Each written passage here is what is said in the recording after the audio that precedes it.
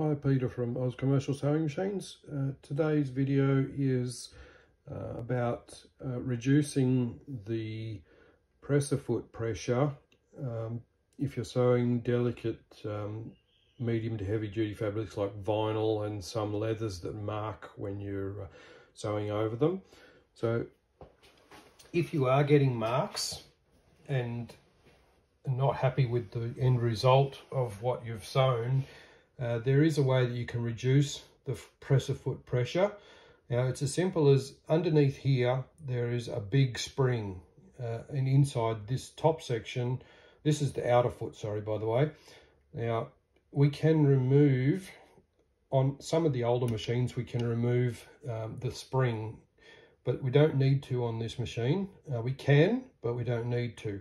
So we need to start by just removing or loosening this outer. So now that's loose. Now that's basically a locking screw to keep this main threaded section inserted. So what we're going to do now is grab it by this section and unscrew that main body. Now just be careful because there's a lot of spring pressure under here. Actually, I'll release the feet so there's less. Okay, and I'll just gradually, slowly, because I'm not sure, there it is. Okay, so we're out. So that's your main presser foot pressure assembly. So you've got the secondary, which is inside. Okay, so there's two pieces to the assembly. Inside this section, there is another little spring down inside. Now, this one, you'll see there's a collar, a metal collar. We're going to remove that. That takes a lot of pressure off the internal spring. So we'll put that aside. Now, there is an option if you need to. We can remove this large spring, but we don't really need to. So what I'm going to do is just now push this back. I can feel the pressure of that internal spring in there. So down inside this shaft there is another spring as well as this outer spring, so there is a lot of spring pressure inside the system. So what we might do, okay, that's just, we've just unscrewed that and that's just sitting there now. So what I'll do is I'll put this in. Now, you can see that that's picked up the spring there. Okay, so we don't really need to have the big outer spring in there if you're still getting marks. Now I'll put that in there and just screw it down a few threads, and then we'll just tighten it up by screwing this outer section. Okay, and just gently so that there's not that much pressure. Now if you come down to the foot, I'll just release this a little.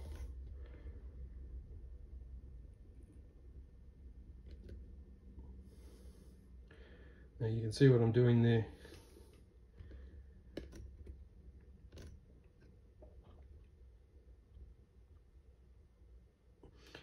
I'm testing the foot pressure by lifting up on that arm just there. You can see that.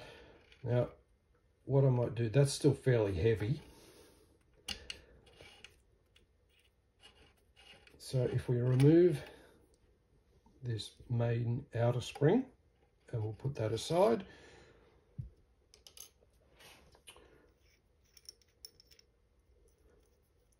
And then we can put this back in. And now we're only operating off the little spring in this top section. And you can see how much movement there is on the spring. I'll just bring you back up. There's not much movement on that spring, so we can push it down. If I leave that out, that's very light, and you can see the movement on that top spring. So we'll just put it down a few, and that's still fairly light. In comparison to a normal foot, that's fairly light. A walking foot is always going to be heavy anyway. So now we're ready to sew vinyls and other more fragile fabrics that mark easily. Okay, now if you're going to do stuff where you need to have that big spring and the collar back in, it's as simple as just reversing the process. So we pull out the assembly, we put the spring back in, put the collar back on top. Okay, make sure we got enough threads to grab a hold of. Make sure the top one's not got too much pressure on it, just a few threads. And then got to push this home. It's fairly firm, so, and you may take it a few turns to try and find where the end is. There we go, we've grabbed a few threads. Okay, and we'll tighten down that nut. And that's how you remove the pressure springs in a walking foot to the outer foot. Thank you.